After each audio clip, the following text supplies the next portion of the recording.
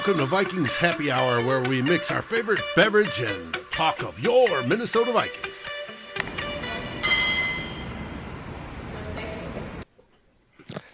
Hello and welcome back to another week of Vikings Happy Hour. Today, Ryan, Myles, and myself are joined by Eric Crocker of the Crocker Report. How you doing tonight? I'm doing good, man. How y'all doing? I'm great. Traditionally, we start this show by kind of going around and seeing what people have to drink. I drank too much last weekend, so I'm just sticking with a bubbly tonight. But if you have something to drink and you want to share, go ahead. Yeah, I only drink the best of waters, so I'm drinking Great Value from Walmart. There it is. I love it. I'm Great Value everything, so yeah. Ryan, what do you got tonight? You know, I'm switching it up. I typically have been trying to do the Angry Inch, but I didn't have time to get down there today and drank the rest of my growler last weekend like you. So I'm doing a Indeed Mexican Honey Light. Awesome. Myles? I got coffee today. I got 8 o'clock at night. It's been a busy week, busy last week and a half. So, you know how it goes. Damn, you have me all drinking alone here. Damn. You're not drinking alone. There's people You're in the not chat. drinking alone. Water is Dave's always got a beer. He's Flying always got a beer. Dog, the truth. Oh, damn. He's got that IPA. thing riding shotgun with him. 8.7. So it's good IPA. Thanks for joining us, Eric, and I'm looking forward to a great show. Yeah, like David just said, thanks for joining us. I know you're a busy guy out there, and I know that all three of us, I feel like I can speak on their behalf. We love the work that you put out on Twitter, the Crocker Report. And so I just want to give you a little bit of time here to just kind of, tell everybody who's watching or who will be listening kind of who you are and what you do and how you got to the Crocker Report. And then we can dive into some other stuff. Oh man, so former professional football player. I spent some time with the New York Jets. I played some years of arena football, and I kind of got into this space by back I'd say like 2016 or so, like 2015, 2016. 49er fans would complain about a play that happened. So what I would do is just I would record it with my phone and then post like what happened, and like I'd be like, oh, this what happened, and like. One thing led to another. People started asking me to come on like podcasts and talk about, players and kind of what was going on. And it's weird because like the breakdowns and the full video, all that, it wasn't really like big at all back then. And it's kind of blossomed into something really big. And luckily for me, I kind of got out ahead of it. And I was one of the, I don't want to say pioneers, but I was somebody that did it for a while and people just took to it. So ended up kind of like taking off. One thing led to another. I ended up developing my own, website and everything and getting other guys on there that are just as passionate about talking football as I am. Yeah, I mean, I follow some guy, I think his name's Damien. He does some great work for the Crocker Report as well. Do you have any fun stories from your time in the NFL? I know you were around when Rex Ryan was the head coach with the Jets, right? Yeah, Rex is tight, man. He is one of my favorite coach. He is my favorite coach I've ever been around, like the best coach I've ever been around. He had the unique ability to be not only be like a player's coach, but X's and O's coach as well.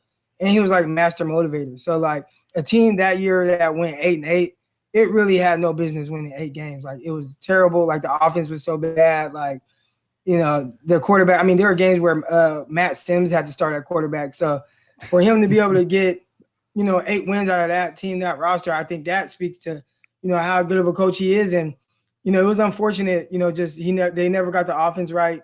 So he ended up kind of getting the boot. But, Rex, man, I don't know how X-rated or PG I have to be on this, but. No, you can, uncensored. You are A-okay. All right. So, okay, I'll tell one story. So so Rex is an amazing teacher, but I didn't realize it at first until I'm like, dang, like there's something different. But he was a great teacher. So we would be in there, right? We're going through film and whatever, where we're getting ready for install. And he would always kind of correlate like a play call to some kind of like real life events. All right. So, so he had this one play, right? And the way he led into it, and he was like, all right, guys, how many of you guys, he was like, raise your hand if you like bald pussy, right? So, guys would raise their hands. And then he'd be like, all right, raise your hand if you like a little landing strip, like if you just like a little bit of hair. So, a couple more guys raised their hand. And then he was like, raise your hand if you like a muff, like just a hairy pussy, right? And people were like, and like it's like some of the coaches raised their hands. They're like, yeah, we're old school. We like that stuff. So he was like, this play call is called like show muff, blah, blah, blah, blah, blah. And that's how he kind of taught and like got you to kind of remember. And like, he just had an interesting way of like teaching, and it was very catchy. But that's like one story where I thought, people might want to hear it. There are a lot of other stuff went on, but yeah, that was a good one. Coaches are wild. And Rex is like the wildest. That is hilarious. Well, I don't know how to top that story. Wait, I have a quick question. Croc, were you on Hard Knocks? Nah, I came like the next year. Okay. I believe. So, yeah, and I watched it, and it was weird too because when I had my private workout, they flew me in, and I'd never seen Rex Ryan in person or anything. So when I seen Hard Knocks like the year before or whatever, and Rex Ryan was fat, and then I get to New Jersey, that's where the Jets are, and I'm having my workout, and I look, and I'm like, oh damn, that's Rex Ryan. Then I'm like, wait a minute, where's the rest of them? He was hella skinny. He had just had that surgery and got like got skinny. So, but yeah, I wasn't there during Hard Knocks. That's awesome. I got all my years. What led to you signing with the Jets? I saw that. I was trying to look up and do a little background research, and it seems like you had a hell of a year in the Arena Football League that year before. Oh yeah, man, crazy story, man. Like it's just kind of crazy how it all played out. Like, I struggled academically in high school, so I was ineligible. I only played like 5 games my junior year. I only played 5 games my senior year because of eligibility issues. So I went the junior college route. I played my freshman year, then I ended up flunking out of there. Then I had a son. So I was actually out of school and football and everything for 3 years, just doing all kind of random stuff. And I went back to junior college at the age of 21. I think I played at like 22, my sophomore year of junior college. From there, I was able to get a scholarship. I had D1s that liked me a lot, but I didn't have a time clock to be able to go to a Division I school. So I went D2 and played there for 2 years. Then I had the opportunity to go to the Arena League. Someone presented me with that opportunity. I'm like, heck yeah, I'm going to jump on this. And so I played extremely well that year. I started every game as a rookie, and we had a big year. Then after the season, I went to do you guys remember the league, the UFL? Yep. Yeah. So they only had like 4 or 5 teams or whatever, but they were paying like $5,000 a week. I'm like, oh, I need to be in that league. So I went to a UFL tryout. They didn't keep me because I didn't have like NFL attached to my name. And this stuff is all political, man. But I killed the workout. They liked me. They had me stay after, field punts and stuff. They didn't keep me. I didn't have NFL attached to my name. But the agent there, he saw me. He really liked me. He's like, hey, I remember you from the Talons. Like, I want to be your agent. I'm like, oh, yeah, cool. Let me sign with him. So I signed with him. And then he kept getting back to me and was like, hey, all these arena teams, they really want you. I was a free agent at this time. And I'm like, look, like, I can do arena stuff on my own. Can you get me to the CFL? He was like, oh, you got to crawl before you walk or whatever. He had this whole little philosophy or whatever. I'm like, man, I'm not trying to hear this. Like, I had some teammates that were behind me, didn't even play, and they were getting CFL workouts. So you got to make something shape. And he never did. So I reached out to another buddy of mine who had an agent. He took a look at my film. He was like, hey, I think we got something here. Eventually, he had CFL teams immediately ready to fly me out to any workout I wanted to go to. So I'm like, wow, really? Okay, like, of course, like, yeah, I want to do that. He was like, all right, so you got to sign with me. So I fired my agent. I hired him, and I'd say within 2 hours, about 10 NFL teams hit him. to fly me in. Like I wasn't even thinking about NFL. I'm thinking about getting to the CFL and a bunch of NFL teams. So I went to I had the Saints workout first. I had the Philadelphia Eagles workout, and then I had the Jets workout, and the Jets ended up signing me. Sweet. That's an incredible journey. Yeah, and then like the day of the Jets workout, like I had court. I wasn't even supposed to be able to leave like that county, and I lied to New York and told them like, somebody died, and I had to go to a funeral. So that was my way of being able to go to court without telling them, hey, I got court. And I went to court.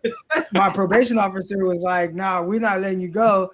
The judge overruled it. The judge let me go to the workout. So that was kind of how that whole thing played out. Like, it was crazy. Yeah. Who were some of your teammates back then? Was Cromartie on the team still? Yeah. Crow was there. So when I first got there, it was like Crow, Kyle Wilson, Revis,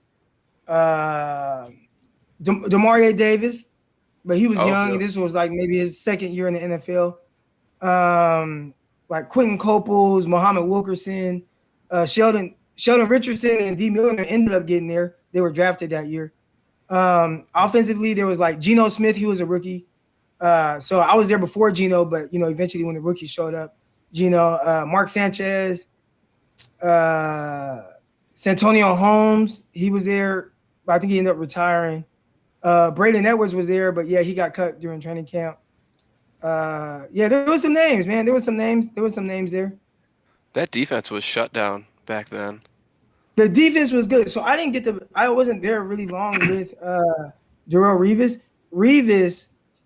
Revis held out at first. He was coming off of an ACL injury, and he held out at first. So when we all reported for OTAs, he wasn't there originally. Then after a while, I'd say after a few weeks, he showed up, and he was around for maybe 2 weeks. Then they traded him to Tampa Bay. That year, okay. So I wasn't around him as much as like Cromartie and stuff like that. So I'm real cool with Crow, but yeah. And that was cool though. I mean, my locker was like right next to Revis. So just to a guy like me, like the path I took to get there, and it was all like just real like surreal for real. Should have taken his 2-4 when he got traded. Who got it?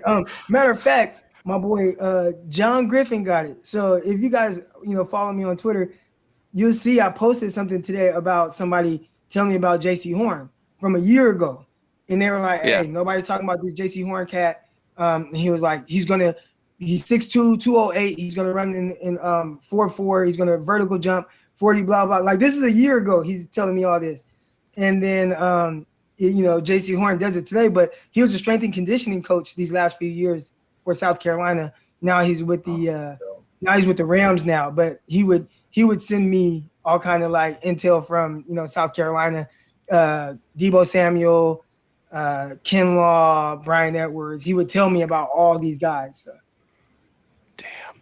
I mean, that's a great transition into just kind of talking about some of these prospects, right? I mean, I read that tweet that you're mentioning today, and it's like someone looked into the future, because every little thing in that DM was verbatim what's happening with JC Horn right now. So I want to give you an opportunity, and I know Ryan, he's a big draft guy on our team here.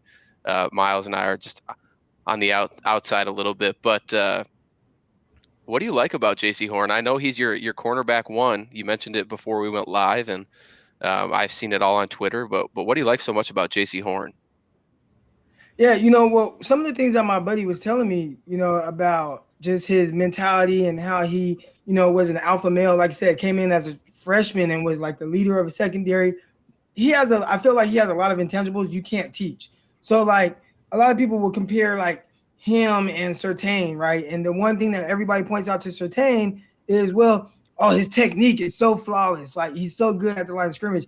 And my thing is, I can teach technique, but I can't teach someone to be like an alpha male, an alpha dog, like have those leadership skills, like consistently just always want to get better, work harder.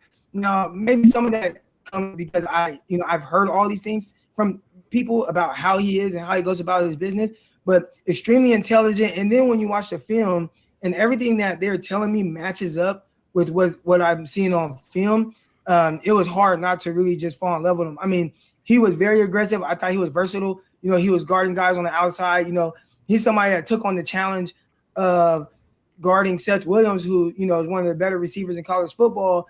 And it's like, hey, I'm going to take this dude and I'm just going to erase him from the entire game. Now, Seth did have a good catch early on. And then after that, he was just shut out. And, you know, JC made life extremely difficult for him. So to have somebody that just takes on that type of challenge, that has that mindset of, hey, coach, like the coaches didn't say, hey, this is the game plan.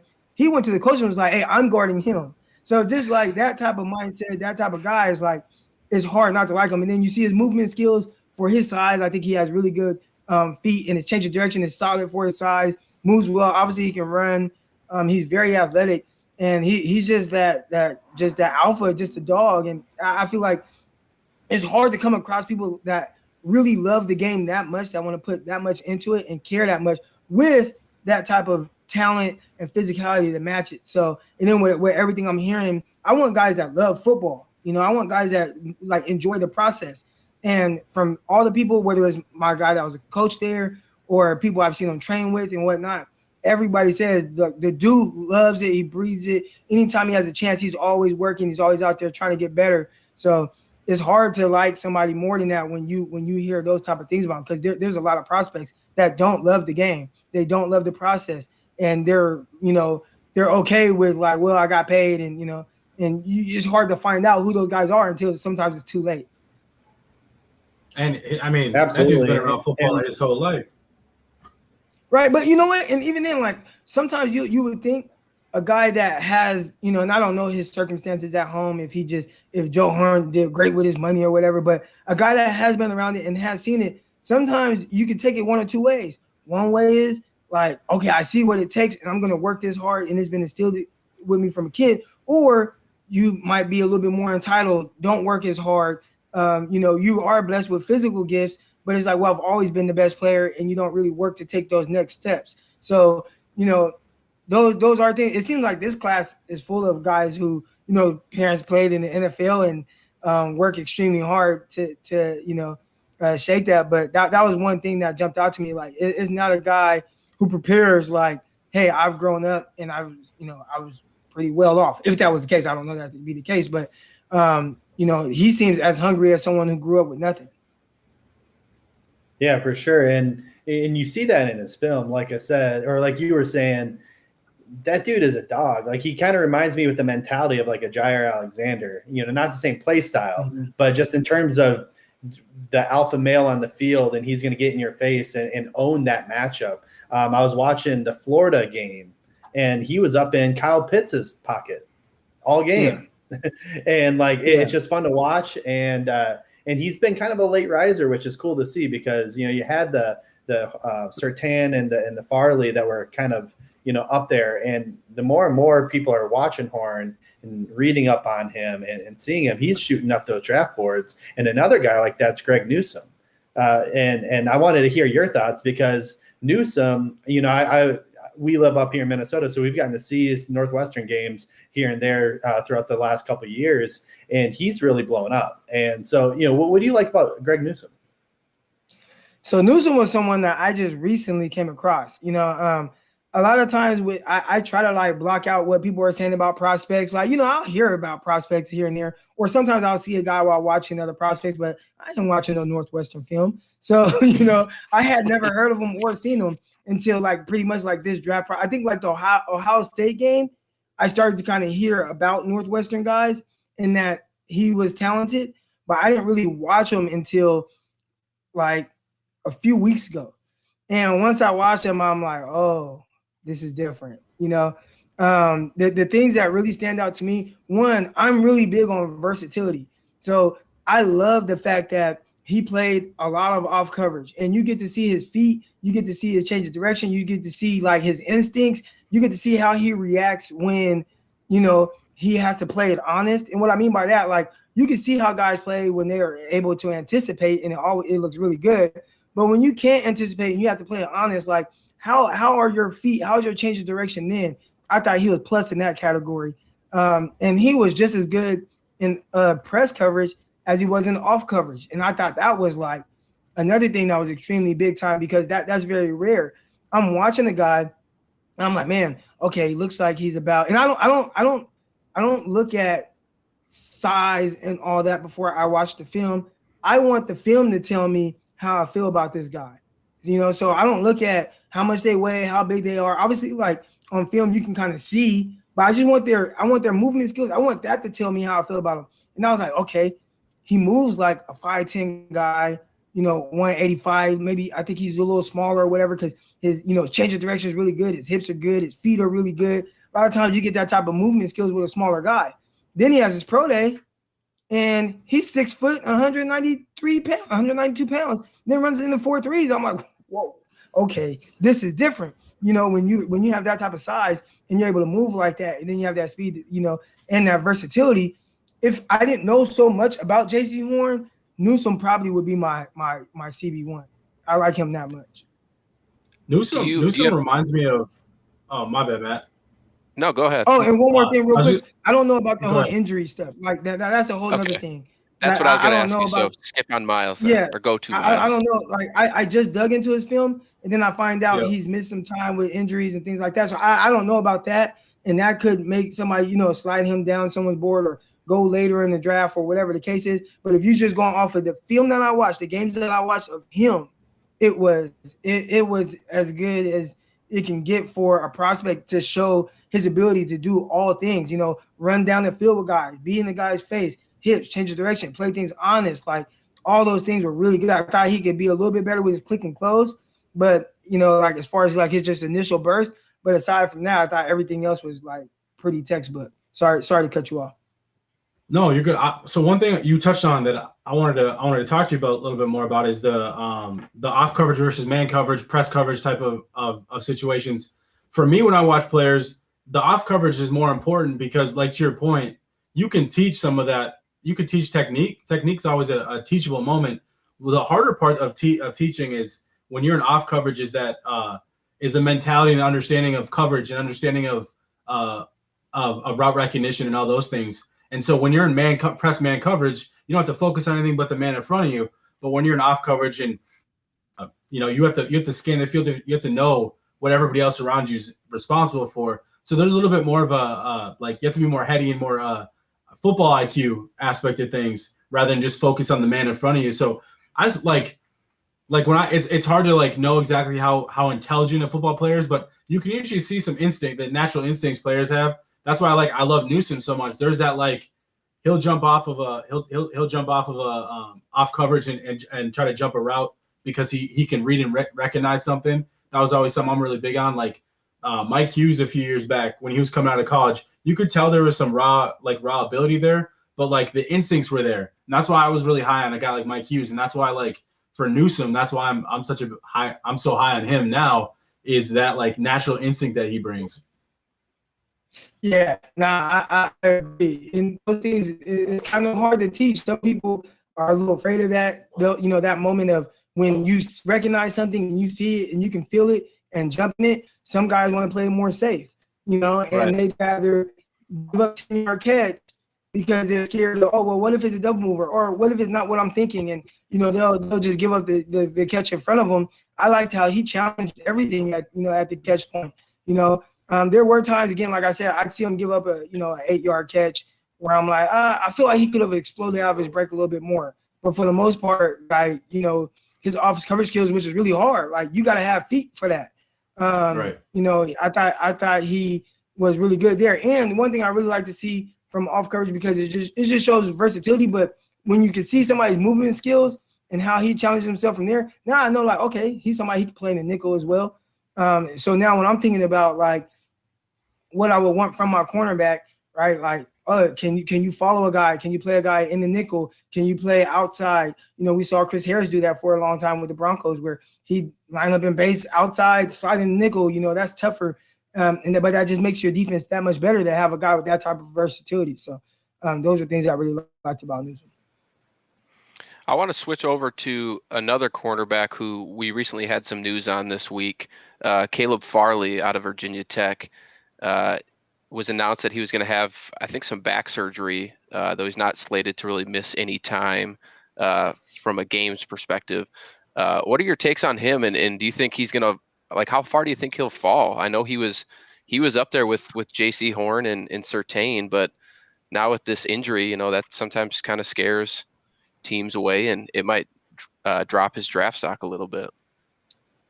Yeah, man, it's a little tough because, he's another one of those guys that has dealt with a bunch of injuries.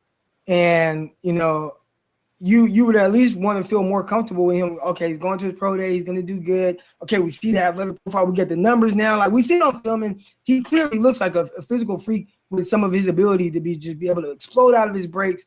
The way he attacks the ball in the air at his highest point, somebody be able to do that with his size. Like, those things are, like, off the charts. But then it's like, well, missed a bunch of games here, missed games here, had this type of injury, had a back injury. Oh, another back. Like, are these things that are going to be lingering? Like, if I use high draft capital on them, like, is that back just going to go out and I just waste it? Like, you know what I'm saying? Like, now there's going to be all these different questions surrounding him. That's tough because you don't know how that's going to turn out. So far, he's been really up and down with the injuries, and that's kind of all you have to go off of. And like Newsome, at least Newsome, he's had some injuries or whatever. But, well, shoot, we might be able to forget about some of that because we saw him at his pro day, looked good, ran well, body was nice, whatever. When it comes to Farley, we don't know. You can go off of what they say. Oh, well, he'd be ready for a training camp. But what if there's a setback? Like, the back is a tricky thing. Like, the back is scary. We're not just talking about, like, I'd almost rather something be like an ACL injury than your back. Like, ACL, you come right back from that. Right, like with surgery now, you'll be, back in 9 months or whatever. But with your back, and it sounds like it's an injury that he had before. That's a little scarier for me. So as far as how far I would drop him, I don't know. I try not to talk too much about the injuries things because medical staffs get paid a lot of money to do those things. But I know if I were in the building, the back, that would worry me a little bit. That will worry me a little bit. Yeah, so a lot of the guys we've talked about so far are first-round picks. We just signed Patrick Peterson. Who knows how highly we're going. Hopefully we take best player available, obviously. And if Horn's there, I'm all for it. He's my CB1 as well. But again, just looking at our needs on our team, we're likely not looking at corner till late day 2, early day 3. So there's some other guys that, we kind of talked about previously in the group chat here, St. Juste, my guy, Trey Brown from Oklahoma. There's a couple of these guys. Who are some of those mid-round guys that you maybe want to, give us some insight and some love on? Yeah, well, I think you hit the nail on the head with St. Juste. He's one of the better prospects, in my opinion. When you see a guy at 6'3", 200 pounds or whatever, that can move the way he does with that size. Like, yeah, now he doesn't move like a smaller guy. His movements are a little bit longer, but he played a ton of off. Now, I've only watched 2 games of him, so I don't want to be too bullish on him. But in the 2 games I saw, even one, he gave up a good, long touchdown against Maryland, but I thought he was there to contest it. So I just want to see the ability. Hey, I think he closes on the ball, closes extremely well, especially for somebody with his longer movements. He can play a lot of press. He played a ton of off coverage, and then he has that length. I compared him to Ahkello Witherspoon. I've watched a lot of Witherspoon.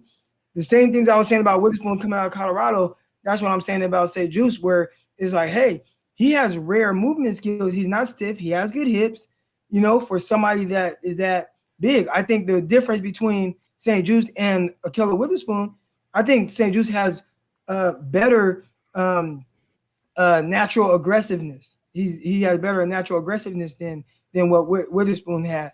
So now I actually like him a lot. Like, I think, if I had to rank guys right now, he might sneak into my top 5. I know some people like, Stokes, Campbell, they tested extremely well and whatnot. But I think, say, Juste, like, just when I just watch the film and what the film tells me, I probably have him ahead of those 2 guys, even though they tested very well.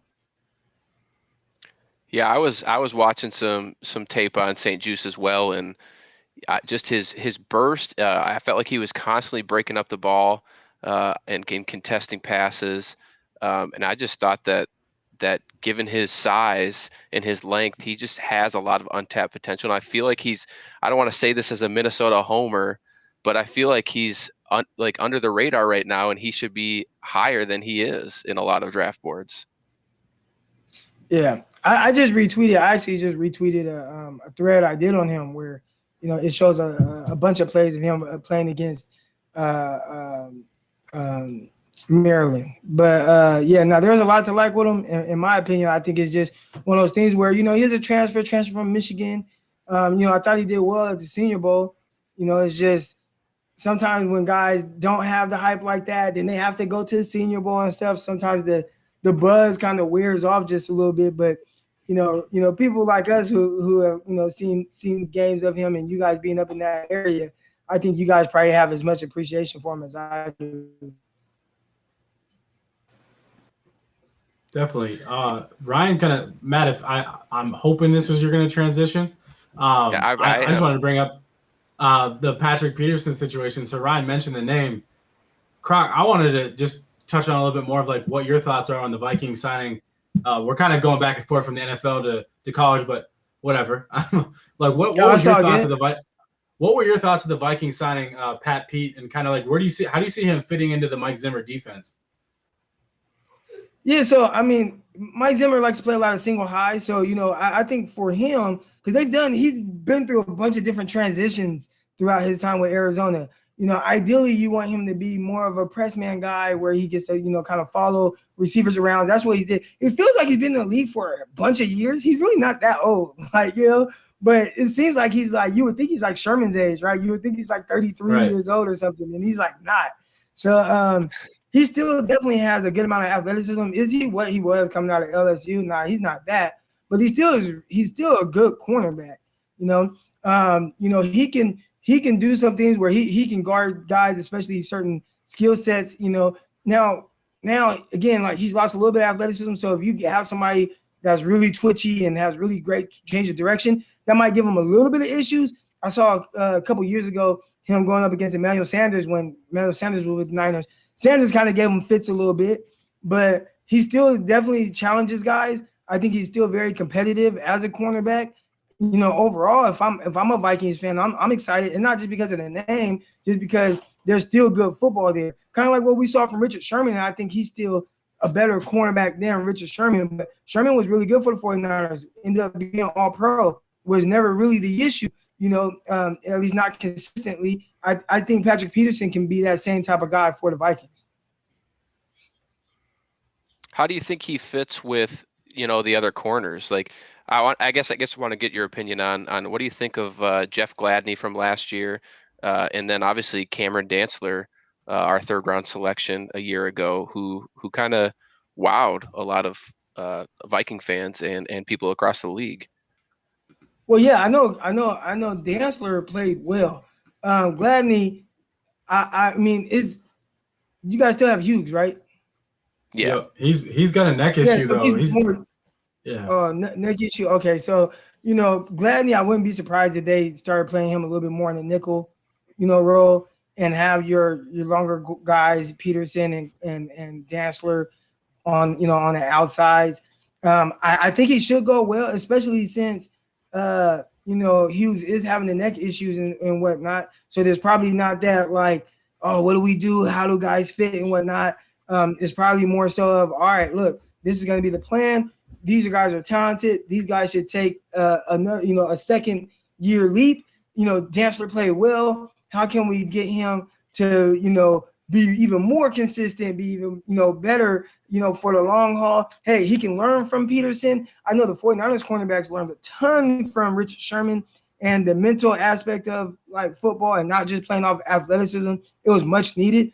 They can probably learn a lot of things from a guy like Patrick Peterson. Now I know they've had, Harrison Smith back there at safety, but even then it's still nice to have somebody like Patrick Peterson who they probably grew up watching and admiring, and being able to look up to him and probably go hang out with him and do work with him, and him just kind of pick their brains and their minds on like, hey, this is how we do this is how we do that. So I think not even from like just the physical aspect of things, but the preparation, the mental standpoint, I think that's where that you'll probably see your young guys taking a year or two leap. And I saw that with the 49ers when Richard Sherman showed up. That's great. Yeah. And you had mentioned safety. We got Harrison Smith, and he's getting a little older as well, right? And as you mentioned before, we play a lot of single high safety. And, I know we like to kind of interchange Smith out on the line, up high. He kind of plays that joker card. So going back to the draft here, what are some of those safeties? I think we talked about like Moehrig and Holland. That maybe fit that mold of that single high that can really help contribute to the team, because even though we did talk a lot on corners, I think safety might be a higher priority for us in the draft, just given the fact that we don't actually have anyone besides Metellus, who's a second-year player out of Michigan, really at safety right now. So what are your thoughts on Moehrig and Holland? All right, so Moehrig and Holland, the tough thing is neither one of them was like they didn't play in like single high schemes. And you'll see that a lot in college football because there's just so much like cover 4 and match quarters type defenses. But I thought I think now more than ever, your safety has to be able to cover. And I think those are two guys who definitely have the ability to cover. Like that jumps out right away. Now, Holland, he played more nickel. He played in kind of like that star role that we saw like Minka Fitzpatrick in. So he's listed as safety, and he did at times do some two high stuff, but he was more of pure like nickel. I'd say probably 90% of the time he was in that nickel spot. And they put a lot of pressure on him, like with some of the things they asked him to do. He was matched up in coverage a whole lot, having to turn, run with guys, backpedal, man guys up. And it wasn't like, hey, go press this guy. It was like, no, like you're playing off, you're playing in space and have to guard sometimes guys that are, quicker, twitchier than you. And you would see him sometimes get turned around and stuff. Like he had a tough time with like Brandon Ayuk and those guys from Arizona State. Darby got him on like a little stutter goal where he was playing too high. Darby got him for a touchdown. So those things definitely happen. But, I mean, he might be one of the better tackling safeties I've seen come out in a long time. The way he closes and is able to make tackles in the open field, no leak yardage. Robert Saleh used that term a lot. Leak yardage is where, you hit a guy, but he still falls forward. You weren't really seeing that when Holland was coming down on guys. So there was a lot of good film on him. They asked a whole lot of him. They put a lot of pressure on him in the job that he had and the responsibility. But I thought he handled it very well and showed a big-time versatility. He's not a nickel. He is more of a safety just based on his movement skills and whatnot. But I think he can transition definitely into too high. And I don't think he'd have any issues playing single high. Matter of fact, I think just his versatility and the ability to play in the box, around the box. He was a 3-down guy that was in that area as well. He'd line up right there over, tight ends and whatnot. So he can come down, make tackles there. I don't think he'd have any issues being a single high guy and being able to anticipate and read stuff from there. There might be like just a slight learning curve, but I think he'll get it. But yeah, I don't think he'll have any issues there. And then with Moehrig, I thought he was really good as well. He played more of a cover 4 type defense where, there was a lot of match stuff, but they put a lot on his plate as well, where he had to match with guys going vertical and be able to match their change of direction. I thought he had good feet where he, when he read it right, he was able to explode out of his break, make plays on the ball. So, I didn't see him in the games I watched, be as much of a tackler as Holland, who played a lot more around the line of scrimmage. But I didn't think that would be an issue. And even then with safeties, I know we think safety, you got to be able to tackle, but I think I prioritize coverage skills over anything right now. And I think he did that well. Yeah, absolutely. I one of the things I know you mentioned, they were asked to do a lot. And I think both of them in some of the tape that I've watched on Holland and Moehrig, that they seem to have a good IQ for the game. I'm watching them call a lot of stuff pre-snap, and even in the middle of a play, they're calling switches and stuff nonstop. So I personally prefer Holland in that versatility. I would love to see him next to Harrison Smith. I think Zimmer could really untap that potential and make him pretty elite in the Vikings defense. So that's who I lean for. But I do want to touch on one more cornerback prospect that we didn't quite get to. Another prospect who football runs in the family, Asante Samuel Jr. I know I heard you on our buddy JR's podcast not too long ago, and you were pretty high on Asante Samuel. So I wanted to see if you'd give some praises to him again here. Yeah. So initially when I watched him, I put on the Clemson film, and he was like primarily a field corner. They didn't play him in the boundary that game. When they got inside the 10, they would take him out. So I'm like, okay, like this screams nickel in the NFL. Like he's not a big guy. They are taking him out where you might have to be more physical or aggressive and whatnot. I saw some of his technique from that game where he was kind of feathering out too much and creating the space for Amari Rodgers in the slot and just kind of giving him free releases. And I'm like, okay, this film is kind of all over the place. I did notice in that game what jumped out a lot was, yeah, he's a really good tackler. That was the first thing I know, like, damn, really good tackler. And then I continued to watch games, and I just saw him play a bunch of different ways, whether it was press coverage, whether it was a bail and be able to explode down and break up passes, getting really good in and out of his breaks. The tackling was extremely consistent. There were other games where I saw him making plays on the ball in the end zone against bigger guys. So I don't know if Clemson was the only game where they're like, hey, these 6'4" guys on the outside, we don't want you having to jump with those guys. But in the other games, they were playing him down in the red zone and inside the 10, had no issues. I thought he played extremely well, being able to challenge balls at the catch point, breaking those passes up, did really good there. I think to start the Clemson game, they threw one up to T. Higgins, and Higgins jumped on his head, caught the ball. But I think for the most part, his lack of height didn't seem like an issue to me. Thought more times than not when he needed to be able to play bigger at the catch point, I thought he did. Again, probably the best tackling cornerback I've seen in this class, or at least the most willing cornerback who would kind of really go out of his way to make sure that he got in on tackles, make sure that he defeated blocks, didn't care about the angles that he had. He was a really good tackler from that standpoint. So, yeah, there was a lot to like about him. He probably you would like to maybe play him more in an off-coverage scheme, but, I mean, he does have the ability to play press. But if he went to a team like, say like the Chargers, who they just got the LA Rams defensive coordinator as their head coach, and he played more off coverage. Like a team like that, a team like the Broncos, like I think the Packers are going to more of that type of scheme as well.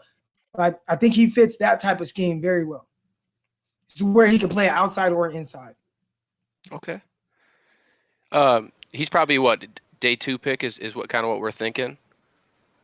I would assume, when you're not that big, he's about 5'10", and then he didn't run very well. He ran solid. I mean, he was in the low 4.5s, but it's not like great. You can slide. Now, Mike Hughes he didn't run that great, ran the 4.5s, wasn't very tall, but Vikings still took him in the first round. So it definitely is a possibility, but if I had to guess, I would say he's more of a day 2 guy.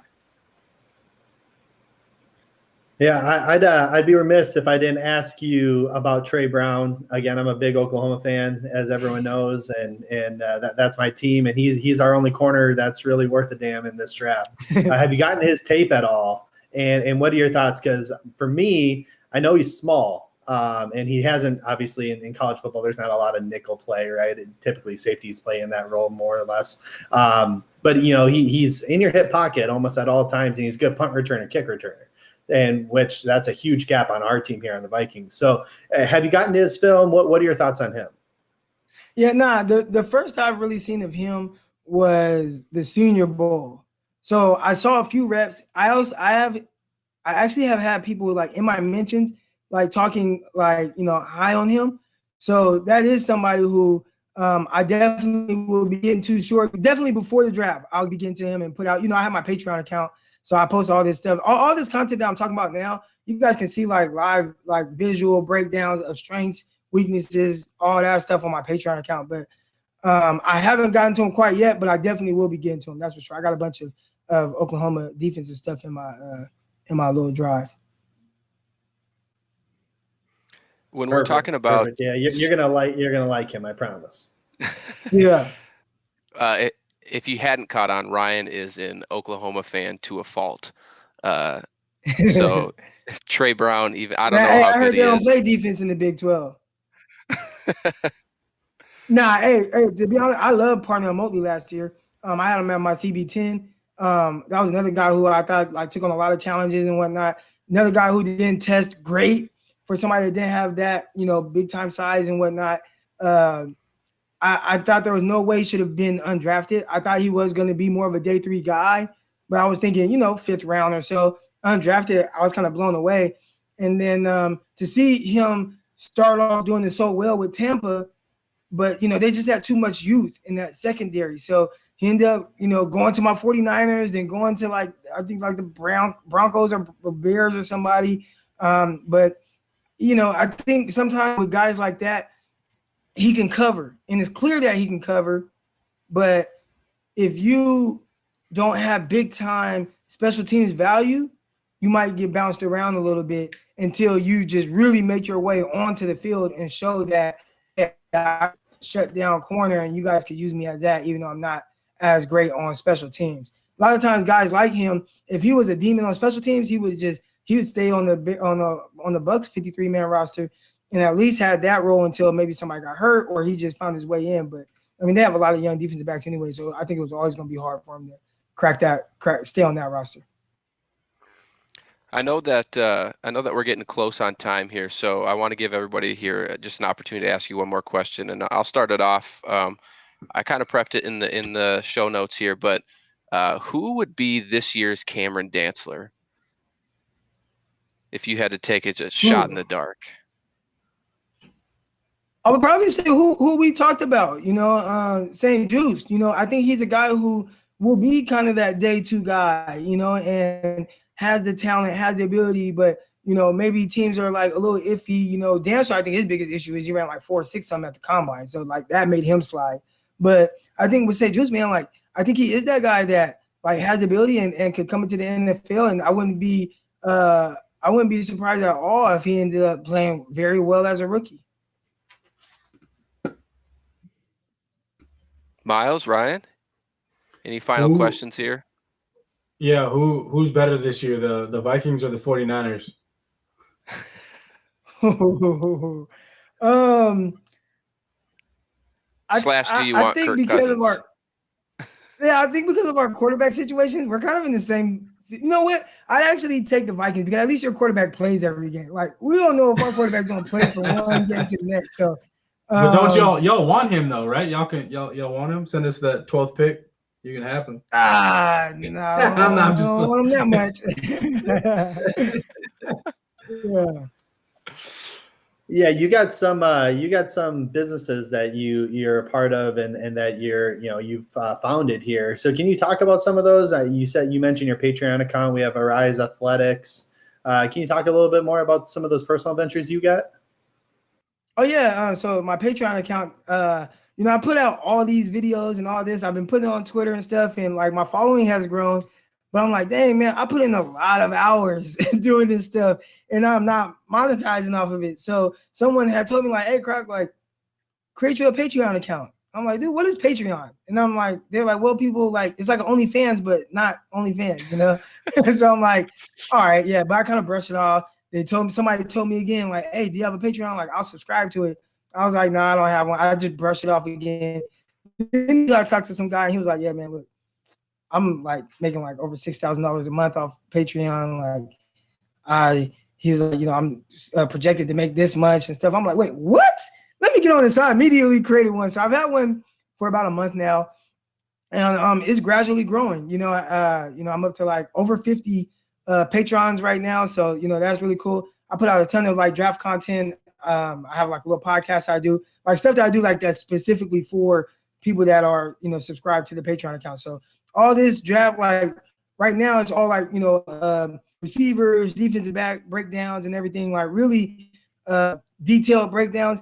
And then I have a podcast where I just touch on like hot topic things where I'll spend like 10, 15 minutes on just certain topics and whatnot around the NFL. And then when the NFL season comes, I'll be having like key matchups of the week, if it's like Ramsey against, Justin Jefferson, like that type of thing. Like I'll break down like, different plays, why this happened, why that happened, like, and all that. So it's going to be real fun, man. It's going to be, I hope, people subscribe to it. It's really cool. I spend a lot of time with it, man. Breaking down all the film, cutting it up, making the videos, putting it out. And so far, everybody, they've loved it. So that's really cool. I have a lot of fun with it. Then Rise Athletics, I have my own training facility out here in Arkansas. We're building a facility that should be up this summer, and it's going to be like much bigger, where I train like pretty much all the athletes in the Southeast Arkansas. So it's all cool, all that stuff, man. That's awesome. I'm gonna have to get on. There's different tiers for the Patreon account, right?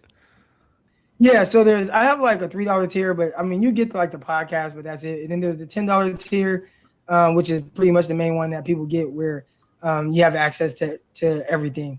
And then I just created today a 49er one, like a faithful one, but like that's just gonna be like it's just all 49er stuff. But everything else, like the MVP tier, that's where you can pretty much get access to every single breakdown I've done, which you have, Patrick Surtain, Jamar Chase, there's a Devontae Smith, Marshall, pretty much all the corner Stokes. There's teach tape. I do teach tape stuff where I'll show specific plays and we'll break down the play on why it happened, where there's press coverage, off coverage.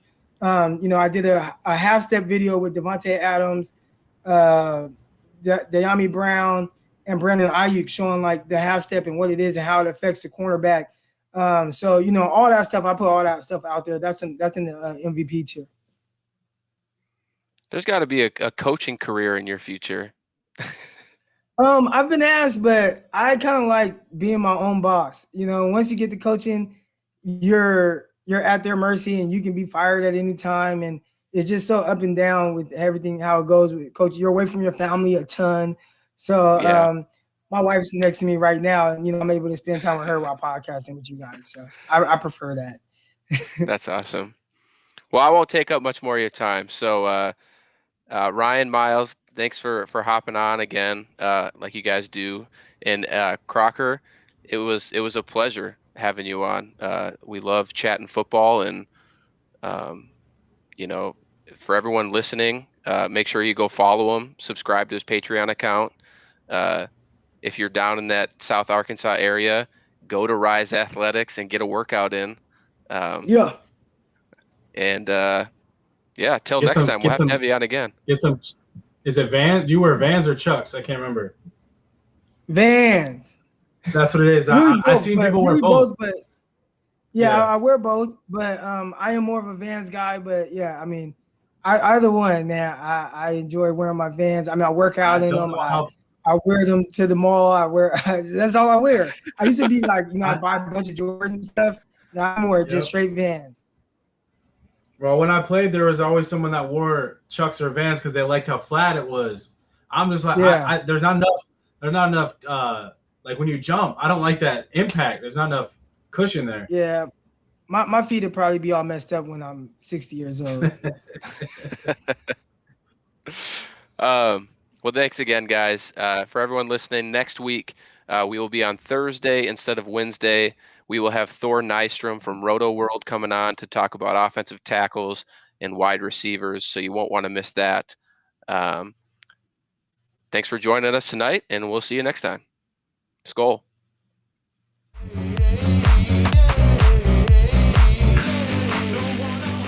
Thank you for watching or listening.